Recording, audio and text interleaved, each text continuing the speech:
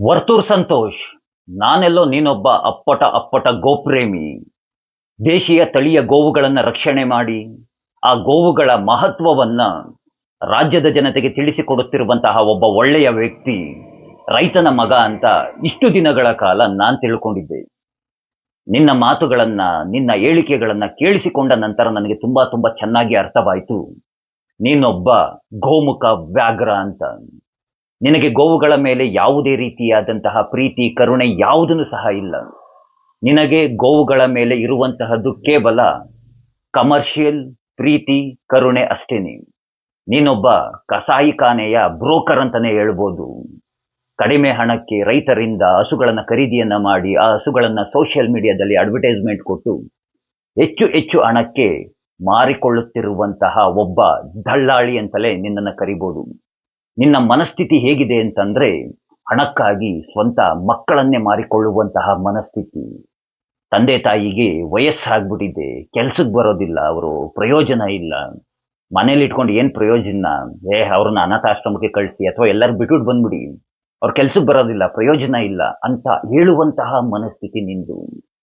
ನೀನು ನಿಜವಾಗಿಯೂ ರೈತನ ಮಗನೇ ಆಗಿದ್ದಿದ್ರಿ, ಅದೇನೋ ಹೇಳ್ಕೊಳ್ತಿಯಲ್ಲ ಹಳ್ಳಿಕಾರ್ ಅಂತಂದ್ಬಿಟ್ಟು, ನಿಜವಾಗಿಯೂ ನೀನು ರೈತನ ಮಗನೇ ಆಗಿದ್ದಿದ್ರೆ ಯಾರು ಹಸುಗಳನ್ನ ಕದ್ದೊಯ್ತಾರೆ, ಯಾರು ಹಸುಗಳನ್ನ ವಧೆ ಮಾಡ್ತಾರೆ ಅಂತವರ ವಿರುದ್ಧವಾಗಿ ನೀನು ಹೇಳಿಕೆಗಳನ್ನು ನೀಡ್ತಾ ಇದ್ದೆ.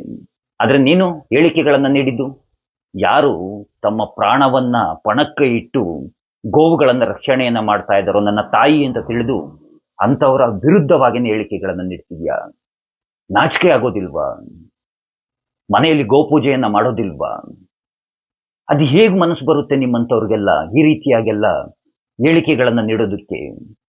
ನಿನಗೆ ಗೊತ್ತಾ, ಗೋವುಗಳನ್ನ ಅಂದ್ರೆ ಹಸುವನ್ನ ಕುತ್ತಿಗೆ ಮೇಲೆ ಕಾಲಿಟ್ಟು ನೆಲಕ್ಕೆ ಉರುಳಿಸಿ ಅವುಗಳ ಕತ್ತನ್ನ ಕಡಿದಿರುವಂತಹ ಕತ್ತನ್ನ ಕೈಯಲ್ಲಿ ಹಿಡಿದು ಹೀಗೆ ತೋರಿಸ್ತಾರೆ. ಹೀಗೆ ನೋಡಿಲಿ, ನಾವು ಕಡ್ದಿದ್ದೀವಿ, ನೀವು ಹಿಂದೂಗಳು ಏನು ನಮ್ಮ ಬಳಿ ಏನು ಕಿತ್ಕೊಳ್ಳೋದಕ್ಕಾಗೋದಿಲ್ಲ, ನಾವು ತಿನ್ನೋದೇನೆ, ಏನ್ ಕಿತ್ಕೊಳ್ಳೋದಾಗುತ್ತೆ ನಿಮ್ ಕೈಯಲ್ಲಿ ಹಿಡಿದು ತೋರಿಸ್ತಾರೆ.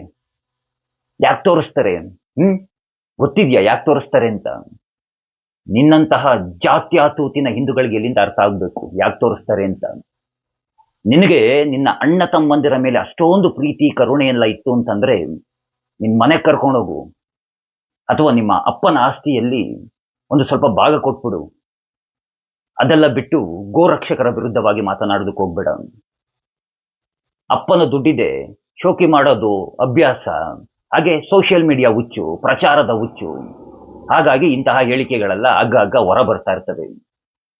ಗೋವುಗಳನ್ನ ಹತ್ಯೆ ಮಾಡಬಾರ್ದು ಅನ್ನೋದು ಗೊತ್ತಿಲ್ವಾ? ಪ್ರಾಪಂಚಿಕ ಜ್ಞಾನ ಇದೆಯಾ? ಎಲ್ಲಿಂದ ಗೊತ್ತಾಗ್ಬೇಕು ಇಂತಹ ವಿಷಯಗಳಲ್ಲೆಲ್ಲ? ಕೊನೆಯದಾಗಿ ಒಂದು ಮಾತನ್ನು ಹೇಳೋದಕ್ಕೆ ಇಷ್ಟವನ್ನ ಪಡ್ತೀನಿ. ಅಪ್ಪನ ದುಡ್ಡಿದೆ, ಶೋಕಿ ಮಾಡ್ಕೊಂಡು ಏನ್ ಕೆಲಸ ಇದೆ ಅದನ್ನು ಮಾಡ್ಕೊಂಡು ಇದ್ರೆ ಸರಿ.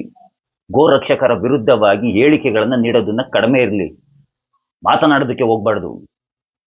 ತಮ್ಮ ಪ್ರಾಣವನ್ನ ಪಣಕ್ಕಿಟ್ಟು ಗೋವುಗಳನ್ನ ರಕ್ಷಣೆಯನ್ನ ಮಾಡ್ತಾ ಇದ್ರೆ ಅಲ್ಲೆಲ್ಲೋ ಮೀಡಿಯಾಗಳ ಮುಂದೆ ಕೂತ್ಕೊಂಡ್ಬಿಟ್ಟು ಅದು ಮಾತಾಡೋ ರೀತಿ ನೋಡ್ಬೇಕು, ಹತ್ತೋಯ್ತಿರ್ತದೆ. ನಿಮ್ಮಂಥವ್ರೆಲ್ಲ ಯಾವಾಗ ಬುದ್ಧಿ ಕಲಿತಿರೋ? ನಿಮ್ಮಂಥವ್ರು ಇರೋದ್ರಿಂದನೇ ಇವತ್ತಿನ ದಿನ ಈ ರೀತಿಯಾಗಿರೋದು.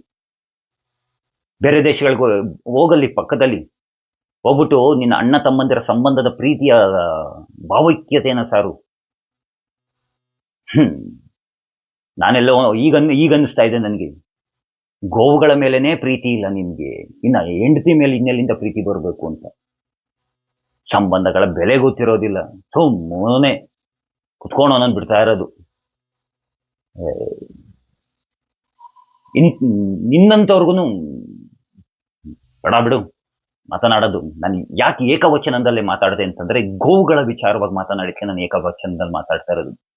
ನಾನು ಯಾರನ್ನೂ ಏಕವಚನದಲ್ಲಿ ಮಾತನಾಡೋದಿಲ್ಲ. ಇಂಥವರ ಬಗ್ಗೆ ಎಚ್ಚರದಿಂದ ಇರಿ. ಇಂಥವರೇ ಜಾತ್ಯಾತೂತಿನ ಹಿಂದೂಗಳು, ಇಂಥವರು ಭಯಂಕರ ಡೇಂಜರ್ ವ್ಯಕ್ತಿಗಳು. ಇಂಥವರ ಬಗ್ಗೆ ಎಚ್ಚರದಿಂದಿರಿ ಅಂತ ಹೇಳ್ತಾ, ಆ ಕೃಷ್ಣ ಎಲ್ಲರಿಗೂ ಒಳ್ಳೇದನ್ನ ಮಾಡ್ಲಿ. ಎಲ್ರಿಗೂ ಧನ್ಯವಾದಗಳು. ಜೈ ಶ್ರೀ ಕೃಷ್ಣ.